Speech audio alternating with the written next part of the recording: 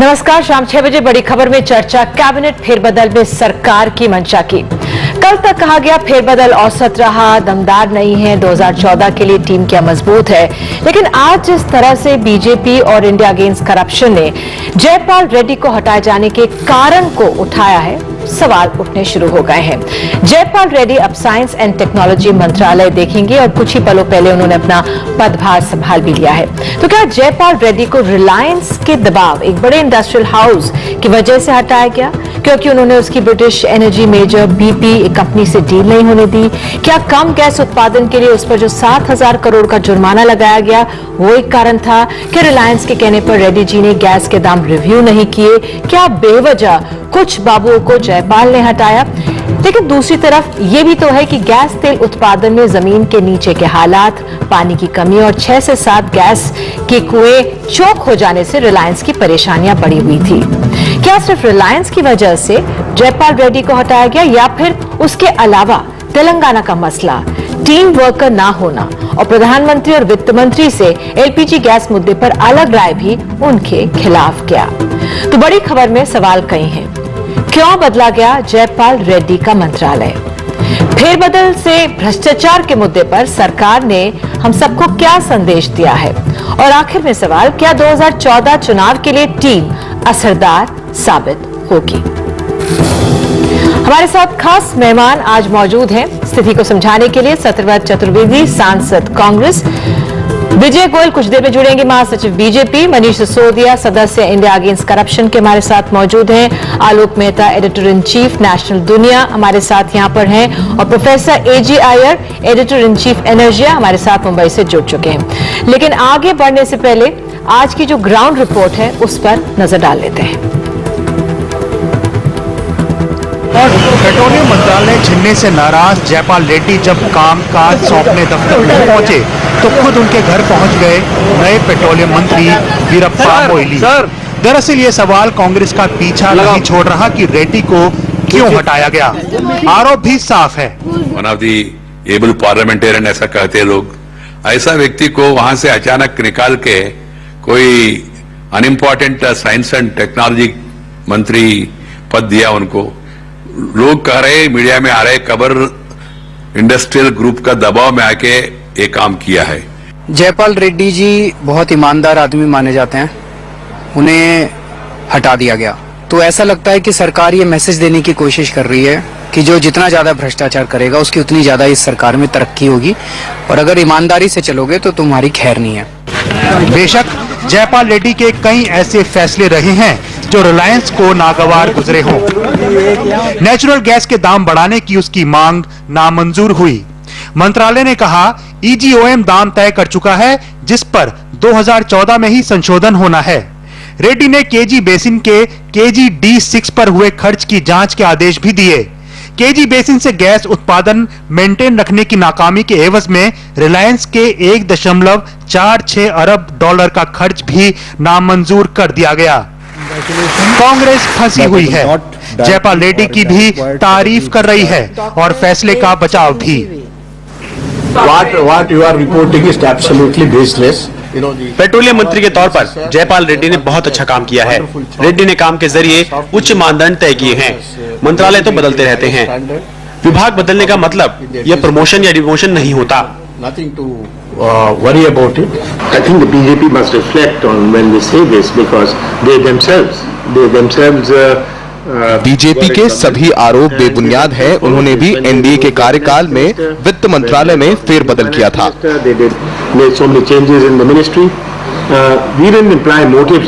कई घंटों तक मीडिया में खबर चलने के बाद आखिरकार जयपाल रेड्डी ने अपनी चुप्पी तोड़ी और देर शाम को अपने नए विभाग का कार्यभार संभाल लिया।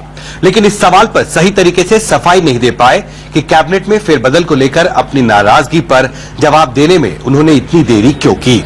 दिल्ली में रवि के साथ हिमांशु शेखर, NDTV इंडिया। तो फिलहाल हम समझने की कोशिश करेंगे कि क्यों जयपाल रेड्डी को हटाया गया, लेकिन इस समय अन्ना हजारे की प्रेस कॉन्फ्रेंस हो रही है, ये सीधे वहीं पर चलते हैं। अलग अलग चल रही है। कांग्रेस पार्टी लगता है बिल्कुल अकेली पड़ गई है। देश की जनता पर मुश्किल फैसले थोपना क्या प्रजातंत्र है? LPG यानी कुकिंग गैस की कीमत मनमाने ढंग से बढ़ा दी गई है। और दलील यह दी गई है कि पेट्रोलियम कंपनियों को नुकसान हो रहा है। दूसरी तरफ एक के बाद एक केंद्रीय मंत्रियों पर भ्रष्टाचार के आरोप लग रहे हैं, लेकिन प्रधानमंत्री जी ने प्रजातंत्र में कैबिनेट की सामूहिक जिम्मेवारी के मंत्र को बड़ी आसानी से भुला दिया है। पहले सरकार फैसला नहीं ले रही थी और अब जब फैसले नहीं लेने लगी है तब आम जनता की मुसीबतें बढ़ाने का फैसला ले रही है। इसलिए हमारी मांग है कि संसद को भंग कर फौरन चुनाव हो ताकि राजनीतिक पार्टियां इन मुद्दों पर अपनी राय जनता के सामने रखें। इस बात का फैसला हो सके कि क्या हम संविधान के मुताबिक देश में नीतियां बनाना चाहते हैं या फिर बाजार के मुताबिक नीतियों के पक्ष में है। आज जनता सोचती है कि संसद में बैठे लोग देश का उज्जवल भविष्य नहीं है। अगर देश को उज्जवल भविष्य देना चाहे तो भ्रष्टाचार मुक्त भारत हो या महात्मा गांधी जी के संकल्प का ग्राम विकास हो, क्योंकि गांधी जी कहते थे कि देश बदलने के लिए पहले गांव बदलना पड़ेगा। जब तक गांव नहीं बदलेंगे तब तक देश कैसे बदलेगा। गांव बदलने के संदर्भ में गांधी जी ने कहा था कि मानवता और प्रकृति दोनों का दोहन नहीं होना चाहिए। विकास की दो शर्तें गांधी जी ने रखी थी कि ना तो मानवता का दोहन हो न प्रकृति का दोहन हो। आज हम देख रहे हैं कि सब मिलकर प्रकृति का दोहन कर रहे हैं। पेट्रोल, डीजल, कोयला, जंगल काट रहे हैं, विदेश के लोगों को बुला रहे हैं, किसानों की जमीन जबरदस्ती छीन रहे हैं और उस पर बड़ी बड़ी इंडस्ट्री लगा रहे हैं, जिससे गरीब आदमी को फायदा नहीं पहुंच रहा है। इसकी वजह से हवा प्रदूषित हो रही है, पानी प्रदूषित हो रहा है और समाप्त हो रहा है। इससे देश आगे नहीं बढ़ेगा और कभी न कभी विनाश होगा। ऐसा विकास सही विकास नहीं है, ऐसा महात्मा गांधी जी कहते थे। देश में कई जगह ग्राम स्वराज के अच्छे प्रयोग हुए हैं, जहां पेट्रोल नहीं, डीजल नहीं, कोयला नहीं, सिर्फ प्रकृति का उपयोग किया गया है और लोग स्वावलंबी हो गए हैं। बारिश की एक एक बूंद को सिंचित किया गया है, पानी का संचयन किया गया है, रिचार्ज किया ग्राउंड वाटर से, ग्राउंड वाटर का लेवल बढ़ा है, गांव की मिट्टी गांव में रखी गई है, जिससे कृषि का विकास हुआ है। हाथ के लिए काम, पेट के लिए रोटी गांव में ही मिल गई है, जिसकी वजह से शहर की तरफ जाने वाले लोगों की रोकथाम हो गई है। अब देश की जनता के लिए सोचने का समय आ गया है। अगर जनता आज नहीं सोचेगी तो हमारी आने वाली पीढ़ियां खतरे में पड़ जाएंगी। तब तक ये लोग कुछ भी बाकी नहीं रखेंगे या कुछ रखेंगे इसमें संदेह है। दिल्ली की संसद सफल नहीं रही है, सब मिलकर देश को लूट रहे हैं। अंग्रेजों ने जितना हमको नहीं लूटा उससे ज्यादा ये लोग लूट रहे हैं। अंग्रेजों ने 200 साल में जितना भारत को नहीं लूटा, 65 सालों में इन्होंने देश को उनसे ज्यादा लूट लिया है। यह बात स्पष्ट। तो फिलहाल ये मुंबई में अन्ना हजारे की प्रेस कॉन्फ्रेंस चल रही थी और फिलहाल सरकार को भंग करना और तमाम पहलू है जो यहां पर उठाए जा रहे हैं उस पर भी हम गौर करेंगे। लेकिन फिलहाल हमारे साथ खास मेहमान यहां पर मौजूद हैं और जो मसला आज हम समझने की कोशिश कर रहे हैं कि जयपाल रेड्डी को क्यों हटाया गया, जो ये कैबिनेट का फेरबदल है वो कितना असरदार है, कितना क्या कुछ इससे हासिल हो पाएगा 2014 के आम चुनावों से पहले। सबसे पहले मैं मनीष सिसोदिया आपके पास आऊंगी। मनीष, क्या आपको लगता है क्यों एक बड़े इंडस्ट्रियल हाउस का नाम उठाया जा रहा है? एक ही फेरबदल है, सरकार ने बहुत गहन सोच विचार के बाद ही ये कदम उठाया गया होगा, उसकी भी काफी चुनौतियां रही गई होंगी क्योंकि 2014 से पहले आम चुनाव, उसके बाद आम चुनाव होने, तो एक छवि सरकार अपनी प्रोजेक्ट करना चाह रही होगी और शायद जयपाल रेड्डी अगर दूसरे मंत्रालय का पदभार संभाले वो बेहतर होता है इस समय। देखिए, छवि किस चीज से खराब हो रही है? महंगाई से, भ्रष्टाचार से। तो इस फेरबदल से भ्रष्टाचार कैसे दूर होने वाला है, देश को कॉन्फिडेंस नहीं आ सकता, कैसे पता चलेगा? कुछ बताया जाना चाहिए।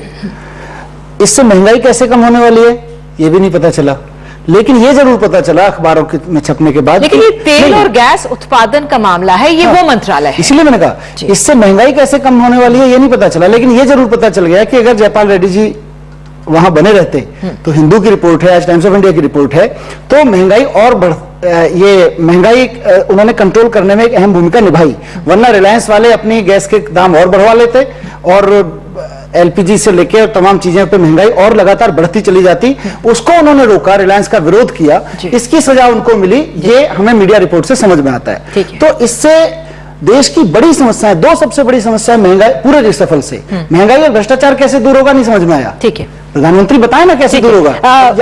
या वो मान लें कि उनके जो मंत्री थे वो भ्रष्टाचार कर रहे थे, हमने भ्रष्टाचार वालों को इधर उधर कर दिया और नए ले आए हैं, अब ये वाले भ्रष्टाचार नहीं करेंगे। ये आपका कहना है। प्रोफेसर एजी अय्यर, जिस तरह से एक बड़े इंडस्ट्रियल हाउस रिलायंस की बात कही जा रही है, इंडिया अगेंस्ट करप्शन, और बीजेपी ने उठाया कि रिलायंस के दबाव में जयपाल रेड्डी को उठाया गया, आप कैसे आंकेंगे इसे?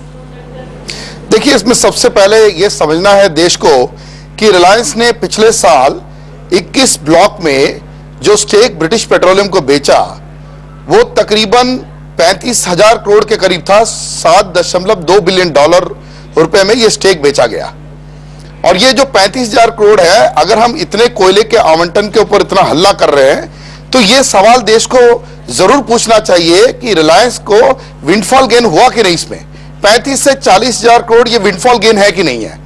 इतनी बड़ी कंपनी, देश की 3 लाख करोड़ की कंपनी मुकेश अंबानी जो चला रहे हैं, वो देश में सफाई से आके बोले कि क्या माजरा है। क्योंकि जहां तक जयपाल रेड्डी का सवाल है, मैं कांग्रेस के बाकी किसी मिनिस्टर्स के बारे में बात नहीं कर रहा हूं, 2-3 चीजें अच्छा बोलना चाहता हूं। इस पॉलिटिकल पार्टी में अगर एक छवि वाला मंत्री था तो जयपाल रेड्डी था। और उसके अलावा मैं आपको बोलता हूं, अभी ये जो लाए हैं सिंधिया जी को, वो एक छवि वाले आदमी आए हैं जो एकदम यंग मिनिस्टर है। तो कांग्रेस को ये बताना पड़ेगा कि ये चेंज एजेंट जो है कौन है। सिर्फ हम जयपाल रेड्डी पे डिस्कस करें क्योंकि हम आगे वाले सेगमेंट्स में और पूरे कैबिनेट पर जाएंगे, लेकिन इस समय जो हम समझने की कोशिश कर रहे हैं कि आरोप लगाना बहुत आसान होता है सरकार पर, लेकिन क्या वाकई जमीनी स्थिति है? ये आरोप की बात नहीं है मैडम। देखिए, 35,000 करोड़ पे आपने बिना 1 रुपए का गैस प्रोड्यूस किए आपने 35 से 40,000 करोड़ कैसे गेन किए? ये अगर आप विंडफॉल गेन नहीं मानते तो सारी हम जो बहस कर रहे हैं मीडिया के अंदर आज, ये बेकार की बात है। ये हम मुकेश अंबानी जी कंपनी को पूछना चाहिए, भाई तुमको 40,000 करोड़ का जो फायदा हुआ वो किस तरह का फायदा हुआ? ठीक है। और जो यहां पर सत्यव्रत जी, अगर मैं आपको लाती हूं, तमाम आरोप लग रहे हैं, लेकिन एक और प्रोफेसर अय्यर ने इस समय ये आरोप लगा दिया है। पहली बात तो ये मंत्रिमंडल का विस्तार करना या उसमें परिवर्तन करने का अधिकार, विशेषाधिकार प्रधानमंत्री का होता है। और प्रधानमंत्री जब ये प्रक्रिया चयन की करते हैं या परिवर्तन की करते हैं तो उसमें सार्वजनिक रूप से उसके कारणों पर कोई उनकी तरफ से कोई टिप्पणी नहीं होती। हम लोग केवल अंदाज से ही बात कर सकते हैं यहां पर बैठे हुए। किसी को भी आधिकारिक रूप से कोई जानकारी हो कि किन कारणों से और कैसे हुआ, इस बारे में कोई भी आधिकारिक तरह से कह नहीं सकता। दूसरी बात, क्या पहली बार ऐसा हो रहा है? इसके पहले इस सरकार में और पिछली सरकारों में पेट्रोलियम या किसी विभिन्न मंत्रालयों के मंत्री कितनी बार नहीं बदले? मणिशंकर अय्यर को 2006 में हटाया गया था। मैं कह रहा हूं, कैसा इंडस्ट्री फ्रेंडली मंत्री चाह रहे थे। मैं केवल एक बात कहना चाहता हूं, जब भी मंत्रिमंडल में फेरबदल होगा तो फेरबदल में बहुत सारे मंत्रियों के विभाग बदलते हैं, कुछ नए आते हैं चेहरे, कुछ पुराने जाते हैं बाहर। ये एक सामान्य प्रक्रिया है, एक राजनीतिक प्रक्रिया है, और उस राजनीतिक प्रक्रिया के तहत मंत्रिमंडल में किसे कहाँ रखना है ये प्रधानमंत्री का अपना विशेषाधिकार होता है। उस विशेषाधिकार को कोई चुनौती नहीं दे सकता। पनिशमेंट है, इंसल्ट है। मैं बिल्कुल इस बात को काल्पनिक और हास्यास्पद मानता हूं। ठीक है। इस किस्म के किसी भी आरोप को लगाने पर जयपाल रेड्डी जी की क्षमता, कार्य क्षमता, उनकी ईमानदारी पर कहीं कोई शक नहीं हो सकता। उनकी आवश्यकता कहां बेहतर होगी मंत्रिमंडल में, किस जगह पर या किस व्यक्ति को पेट्रोलियम मंत्रालय में ला करके वो ज्यादा बेहतर काम किया जा सकता है। अब फाइनेंस मिनिस्टर बदल गया, कभी कोई बदल गया, ये परिवर्तन होंगे। 2014 के चुनाव आने वाले हैं, बहुत बड़ा इंडस्ट्रियल हाउस है ये, चुनावों में मदद मिलती है ऐसे इंडस्ट्रियल हाउसेस से, तो ये भी एक बहुत बड़ा कारण रहा होगा सरकार के लिए कि उसकी सुने हम इस समय। मैं बिल्कुल इस बात को पूरी तरह बुनियाद से खारिज करता हूं। इस तरह का आरोप लगाना नितांत गैर जिम्मेदाराना और वाहियात आरोप। समझ रहे हैं यहाँ पे। आलोक जी, इस समय एक तरफ कहा जाता है कि एक इंडस्ट्रियल हाउस का दबाव है, इंडस्ट्रियल हाउस भी कहता है कि भाई हमारी खुद अपनी जियोलॉजिकल बहुत प्रॉब्लम्स हैं, हमारे 6 से 7 जो कुएं हैं वो सूख चुके हैं। लेकिन दूसरी तरफ जो डिटेल सामने आती है तमाम अखबारों में जो छपी हुई आती है वो कहती है कि 7,000 का जुर्माना लगा दिया क्योंकि वो उत्पादन ठीक समय पे नहीं कर रहे थे, गैस के प्राइस को रिव्यू नहीं कर रहे थे, 2014 में रिव्यू होना था, उससे पहले वो रिव्यू नहीं कर रहे थे, वो रूल बुक को फॉलो कर रहे थे। तो कैसे हम इसे समझें? देखिए, मेरा ऐसा मानना है, क्योंकि मैं उसके इकोनॉमिक के बारे में, I am not economic journalist, तो मैं बहुत ज्यादा विस्तार में नहीं उसमें कह सकता, लेकिन प्रधानमंत्री जैसा अभी कह रहे थे कि यदि कई काम, एक कारण ये भी हो सकता है, मैं इसको रूल आउट कैसे करेंगे, हम लोग कोई फाइल तो हमने देखी नहीं कि क्या हुआ, ये ठीक है, कुछ कारण ऐसे हो सकते हैं जिसमें एक ग्रुप को उनको अच्छा नहीं लग रहा हो, लेकिन ऐसे बहुत सारे कारण सरकार में होते हैं। देखिए, जयपाल जी को हम लोग भी जानते हैं, वीपी सिंह के समय में भी वो रहे, दूसरी सरकारों के समय में भी रहे, बहुत पुराने नेता हैं, इंदिरा गांधी डेज से उनको देखा हुआ है। तो वो ईमानदार होना एक बात है, ईमानदार तो मनमोहन सिंह है, फिर क्यों केजरीवाल जी मनमोहन सिंह को भी गलत मान रहे? तो गलत तो आप किसी को भी कह सकते। कारपोरेट अफेयर में पिछली बार सलमान खुर्शीद को हटाया गया तो हम और आप कह रहे थे कि कोई उनके ऊपर भी आरोप थे कि वो किसी खास ग्रुप के साथ, वो भी एक दूसरे रिलायंस ग्रुप के साथ, तो कहीं उनको मदद नहीं कर रहे थे, इसलिए उनको कारपोरेट अफेयर से हटाया। तो हर मंत्री को हटाने पर कल आप कहेंगे भाई फलाने को सिविल एविएशन से प्रफुल्ल पटेल को इसलिए हटाया गया कि हवाई जहाज खरीदी, ये हर एक पर कुछ न कुछ आरोप हो सकते हैं। जयपाल जी पर भी एक आशंका, एक मुद्दा ये भी, जो मान लो 10 लोग मिलते हैं, आप अंबिका सोनी ने इसलिए इस्तीफा दिया कि साहब वो फलाने को चैनल को अलाउ नहीं कर रही थी या वो इतना प्रेशर नहीं कर रही थी। हो सकता है और भी कारण है। और भी विजय गोयल जी, आपने सुना इन सब लोगों को, सबका कहना है, यहाँ पर जो फिलहाल आलोक जी हैं उनका कहना है कि हो सकता रिलायंस एक कारण रहा हो, लेकिन और बहुत कारण है। और जिस तरह से सत्यव्रत जी ने कहा कि ये तो प्रधानमंत्री का प्रेरोगेटिव है, वो किसको बनाए मंत्री, आपत्ति क्यों? देखिए, मैं यशवंत सिन्हा और जसवंत सिंह को भी हटाया गया था, वो भी तो विजय जी को मालूम होगा। यशवंत सिन्हा जी को इसलिए नहीं हटाया गया था कि उन पर मॉरिशस से पैसा आने का आरोप था। यशवंत सिन्हा जी को उस समय के अटल जी हटाना चाहते थे, विजय गोयल जी तब प्रधानमंत्री कार्यालय में थे, वो माने या तो कि वो ऐसा भी था। नहीं, तब भी लोगों ने मॉरिशस रूट वाली बात उठाई थी, पर वो बेबुनियाद थी। एक तो ये बहस बिल्कुल बेईमानी हो जाती है जब किसी भी बात का विश्लेषण किया जाए तो उसमें ये याद किया जाए कि आपके जमाने में क्या हुआ था जी। प्रधानमंत्री का विशेषाधिकार होने के बावजूद भी जनता का एक दबाव रहता है कि किन लोगों को लीजिए और आप किन लोगों को नहीं लीजिए जी। जैसे प्रधानमंत्री का विशेषाधिकार है, किंतु वो भ्रष्ट अगर मंत्रियों को दोबारा मौका देंगे या उनको हटाएंगे नहीं तो उसकी आलोचना तो होगी, उस पर आरोप तो लगेंगे जी। इसी तरीके से हम ये जानते हैं कि बड़े जो इंडस्ट्रियल समूह होते हैं उनका दबाव भी रहता है जी। यहां पर जो प्रश्न ये है कि जयपाल रेड्डी जी की ईमानदारी का प्रश्न नहीं है, इस समय प्रश्न ये है कि क्या जयपाल रेड्डी जी को किसी बड़े इंडस्ट्रियल समूह के दबाव में इसलिए हटाया गया है क्योंकि उन्होंने उसके ऊपर 7,000 करोड़ का जुर्माना लगा दिया, या फिर उन्होंने उसको दाम नहीं बढ़ाने दिए। क्योंकि मैं दिल्ली के अंदर खुद सफर कर रहा हूं कि यहां पर नेचुरल गैस ना होने के कारण कई पावर प्लांट बंद हो गए हैं। तो इसलिए आपका जो मंत्रिमंडल होगा उसकी आलोचना तो होगी अगर आप ठीक नहीं है। लोग ये अपेक्षा कर रहे थे कि कांग्रेस अपनी छवि को बेहतर करने के लिए भ्रष्टाचार और महंगाई को देखते हुए मंत्रिमंडल का गठन करेगी, किंतु अभी मैसेज ऐसा जा रहा है कि जिन्होंने अच्छा काम किया है या जो कहीं ना कहीं किसी को रोकते हैं या जिनके अंदर साहस है उनको तो नीचा दिखाया गया है, और जो भ्रष्टाचार के जिनके ऊपर आरोप थे उनको दोबारा से लिया गया है, उनको नीचा दिखाया गया है। यही पहलू हम समझने की कोशिश करेंगे, लेकिन मुझे सीधे मुंबई जाना पड़ रहा है। अन्ना हजारे कुछ कह रहे हैं, उनकी प्रेस कॉन्फ्रेंस है। हम लोग सोचा है कि लोगों को जगाना बहुत जरूरी है। लोगों का कई बार अज्ञान भी होता है, अज्ञान के कारण, और दूसरी बार ज्ञान होने के बाद भी उनमें बोलने की शक्ति नहीं होती। अभी उनको शक्ति प्राप्त करनी है।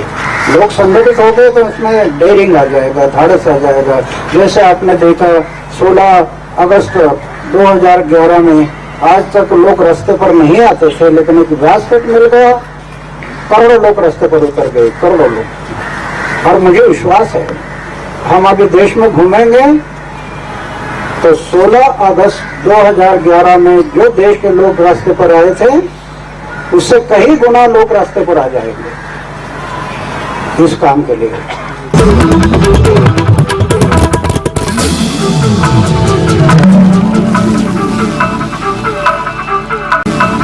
My effort has always been to be a faithful party man and a truthful minister.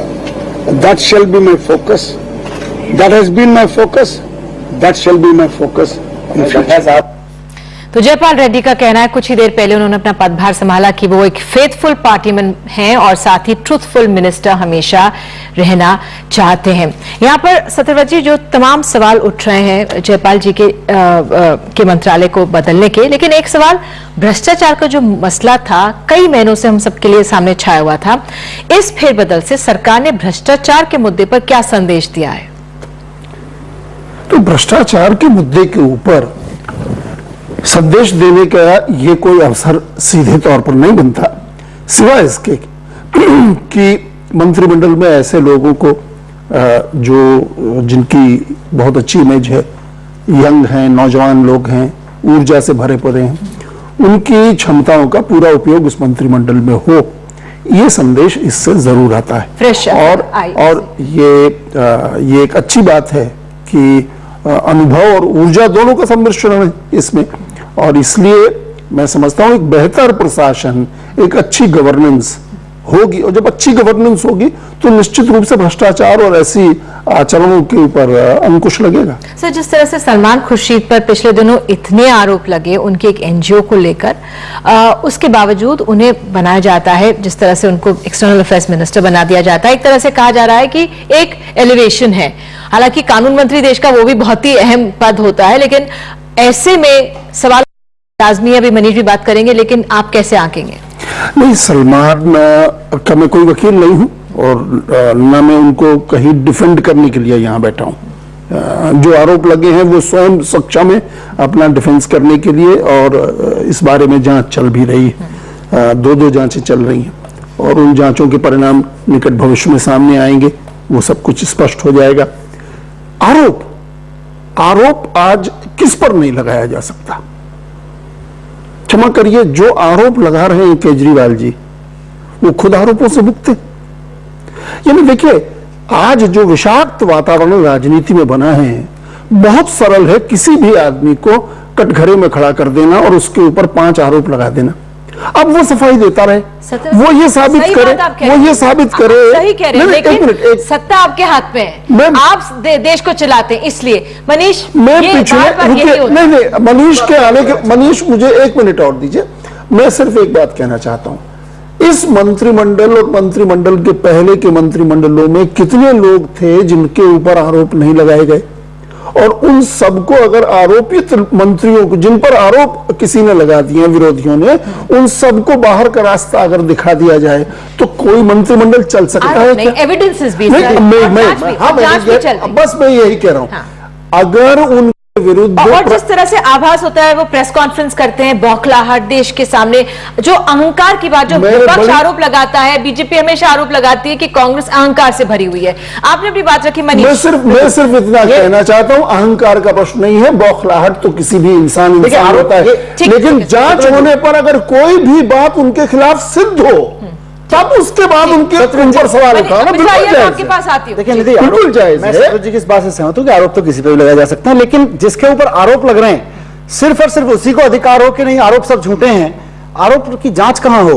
Uttar Pradesh सरकार में उन आरोपों की जांच हुई, 14 डिस्ट्रिक्ट मजिस्ट्रेट्स ने कहा कि इस आरोप सही है, हमारे अधिकारियों के फर्जी दस्तखत करके दे रखे हैं। उसके बावजूद अगर ऐसे व्यक्ति को मंत्रिमंडल से निकालने की जगह उसका सम्मान किया जाता है, छवि बिगड़ने सुधरने की जगह इससे बिगड़ेगी।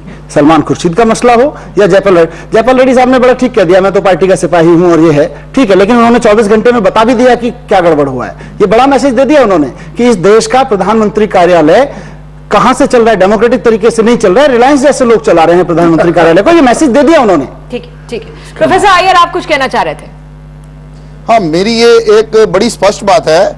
मैं केजरीवाल और टीम को पूछना चाहता हूं कि ये जो सड़क पे आके जो पूरा का पूरा देश को रोक रहे हैं, ये क्या ये सही है? और सबसे पहले ये इंडिया अगेंस्ट करप्शन नहीं है, Kejriwal and company against corruption है। इनके नाम का इंडिया हटा देना चाहिए। इनके भी ये भी इक्वली जिम्मेदार है इस देश को नहीं चलाने के लिए। ठीक है जी, बहुत बहुत अच्छा सुझाव है केजरीवाल नहीं, आप इंडिया अगेंस्ट करप्शन आप हटाना बंद कर दीजिए। मैं पर्सनली जाऊंगा आपके खिलाफ, आप इंडिया अगेंस्ट करप्शन नहीं है, आप Kejriwal and company against corruption है। ये पूरा देश आज देख रहा है, मैं आपको बता रहा हूँ। कल आप बंद कर दीजिए। प्रोफेसर साहब, आप एनडीटीवी को कहोगे कि एनडीटीवी इंडिया क्यों है? बात नहीं, मैं तो आपको बोल रहा हूँ,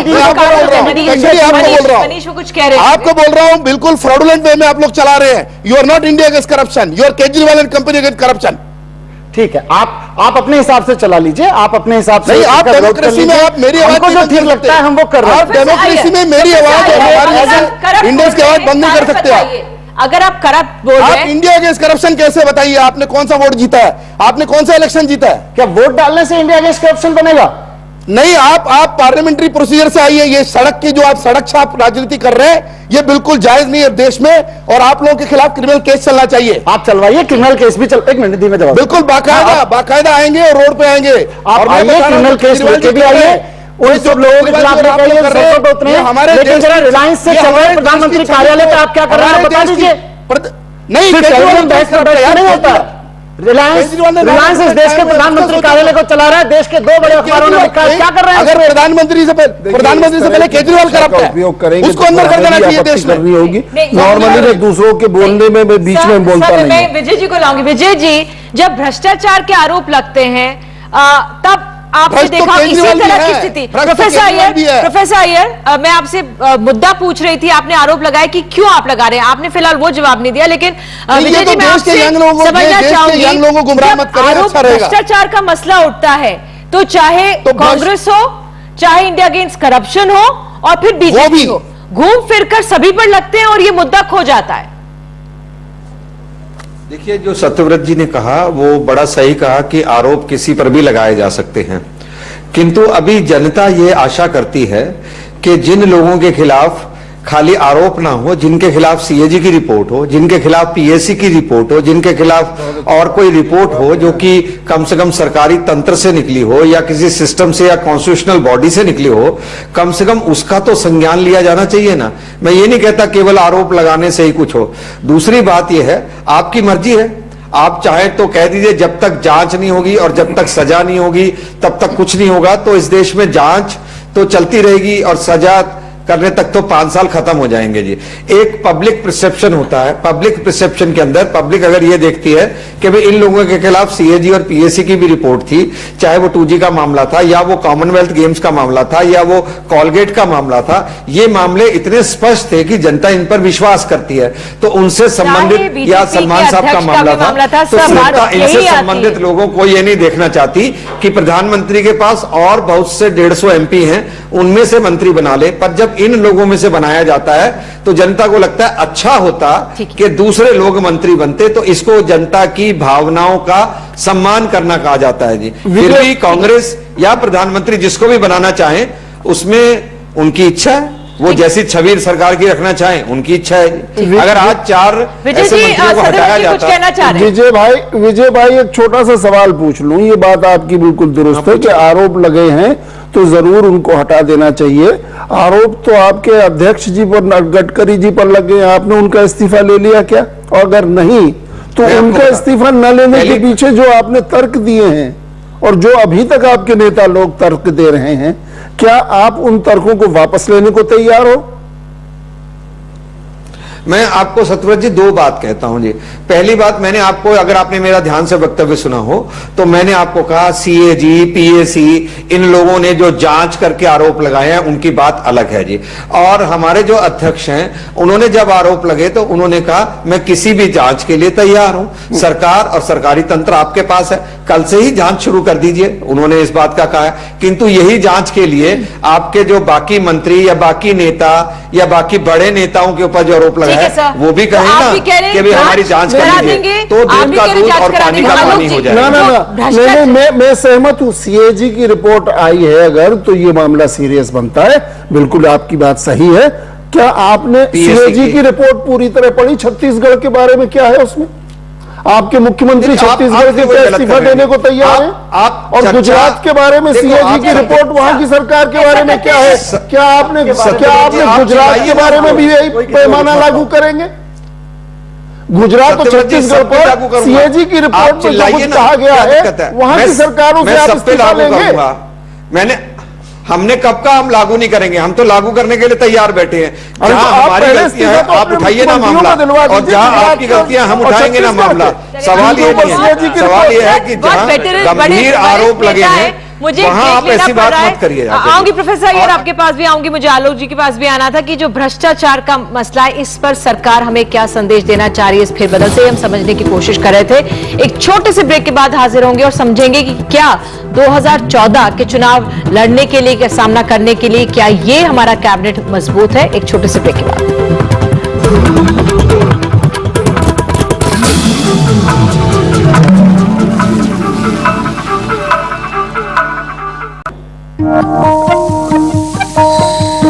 BP, one of the world's leading energy companies, has a 100-year relationship with India. Now, there is new energy in this partnership. With 40,000 crore rupees invested in lubricants, petrochemicals, oil and natural gas. We are the largest international oil company here. We will continue to develop talent, deploy advanced competitive technologies, and safely deliver energy. BP in India. There is energy in this partnership. Luxury in the heart of. तो बड़ी खबर में अब हम समझने की कोशिश करेंगे कि जो टीम हमारे सामने आई है कैबिनेट की 2014 के चुनावों से पहले, क्या वो असरदार ठोस साबित होगी। मैं आऊंगी सबसे पहले सत्यव्रत जी। मेरी बात रह गई थी कुछ कहना चाह रहा था भ्रष्टाचार वाले मुद्दे पर। भ्रष्टाचार मुद्दे जब आप पूछ रही थी, मैं एक बात कहना चाहता हूँ। विजय जी भी चूंकि यहाँ है, देखिए जैसे अजय माकन तो दिल्ली के नेता है, अब उन पर भी बीसीसीआई खिलाफ क्रिकेट में जो भ्रष्टाचार है जितने ज्यादा है, तो अब लोग, हम जैसे लोग तो कहते हैं भाई जेटली जी ने और राजीव शुक्ला जी ने ही शायद हटवा दिया अजय माकन को। ये सारा देश, सारा क्रिकेट पर कई हजार करोड़ है, रिलायंस भी एक मुद्दा हो सकता है क्या, लेकिन यही मुद्दा माना जाए कि अजय माकन को इसलिए हटाया गया। तो इसलिए ये प्रश्न उठाना भ्रष्टाचार, ये भी एक बहुत क्रिकेट के भ्रष्टाचार पर भी, मेरा ख्याल है क्रिकेट के भ्रष्टाचार पर भी बोला जाना चाहिए। उसकी हम लोगों ने अनदेखी की और फिलहाल ये मंत्रिमंडल जो फेरबदल हुआ ये भी अपने आप में बहुत गंभीर है। हेलो, मैं कुछ बोलना चाहता हूं। विजय जी को कह रहे थे ना। विजय जी आपसे, प्रोफेसर अय्यर आपके पास आऊंगी। जी, मुझे आलोक जी की बात का जवाब देना है। जी जवाब नहीं, मैं कह रहा हूं वो भी एक मुद्दा हो सकता है। मेरा कहना यह है कि अगर आलोक जी कह रहे हैं तो ऐसा भी हो सकता है, क्योंकि वैसे भी कोई खेल मंत्रालय में कुछ ज्यादा काम तो हुआ नहीं सिवाय इसके कि सारे खेल संगठनों को डिस्टर्ब कर दिया गया। और मैं उसके फॉर और अगेंस्ट में नहीं जा रहा कि जो अजय माकन जी कर रहे थे वो गलत कर रहे थे या सही कर रहे थे, पर जो आलोक जी कह रहे हैं कुछ भी हो सकता है जी। ये तो कांग्रेस की सरकार को देखना है कि कांग्रेस की सरकार को देखना है कि किस कारण से उन्होंने उठाया है। और अगर अजय माकन अच्छा काम कर रहे थे तो उनको हटाकर एक अच्छे मंत्रालय से उठाकर एक गुमनाम मंत्रालय में भेजा गया है, तो ये भी अपने आप में इशू है। नहीं, अब गुमनाम मंत्रालय में नहीं भेजा गया, लेकिन वो मंत्रालय जो उन्होंने संभाला हुआ था वो भी हमारे देश के लिए, युवाओं के लिए और जो स्पोर्ट्समैन है उनके लिए काफी अहम था। और जो क्रिकेट में जो कार्टेल बना हुआ है उसको फिलहाल वो ब्रेक करने की कोशिश कर रहे थे। यहाँ पर मनीष, 2014 आप लोग भी चुनाव में उतर रहे हैं उससे पहले, लेकिन ये टीम भी सामने है, मजबूत मुकाबला देंगे आप लोग इन्हें? देखिए, अधीर रंजन चौधरी हैं, उनके ऊपर तो केसेस हैं, क्रिमिनल केसेस हैं, उनको मंत्री बनाया गया है। सलमान खुर्शीद, उनके खिलाफ जांच रिपोर्ट पड़ी हुई है आईएएस अधिकारियों की, उनको मंत्री बनाया गया, आप कहो प्रमोट किया गया, जो भी किया गया, पर एक परसेप्शन जा रहा है कि उनको प्रमोट किया गया। और तमाम चीजें हैं, डॉक्टर भी बने हैं, एक बंजारे भी बने मिनिस्टर। नहीं, उनका स्वागत है, लेकिन देश, अब ये थोड़ी है कि आप 10 क्रिमिनल को बना दो और एक ऐसे गिनाने लगो। तो उनके जिनके ऊपर आरोप हैं, आप भ्रष्टाचार के प्रति क्या नजरिया रख रहे हैं, ये मैसेज मिल गया देश को। ठीक है, खासतौर से आलोक जी, बस सिर्फ आपके पास संक्षेप में जो भ्रष्टाचार का मसला है उस पर एक ठोस संदेश दे पाइए सरकार की? नहीं, देखिए ऐसा संदेश इस खाली फेर बदल से नहीं हो सकता है। मैं तो इस बात से सहमत हूं कि कई बार मंत्रिमंडल बदलने से सरकार की छवि नहीं बदलेगी, परसेप्शन जरूर बदलना चाहिए, जो विजय जी या सत्यव्रत भी मानेंगे कि लोगों के मन में भरोसा पैदा चाहिए। और जो अच्छे ईमानदार लोग हैं, मैं तो अब भी आग्रह करता हूं कि जो अच्छे ईमानदार हैं उनको केजरीवाल जी, विजय जी और सत्यव्रत जी मिलकर के उनका भी सम्मान करें समाज में। अब सभी आए, बहुत बहुत शुक्रिया। बड़ी खबर में चर्चा में आज के लिए समय हमारे पास, कल फिर हाजिर होंगे। माफ करती हूँ, समय आज इतना ही है। नमस्कार। कहते रहेंगे तो कैसे चले।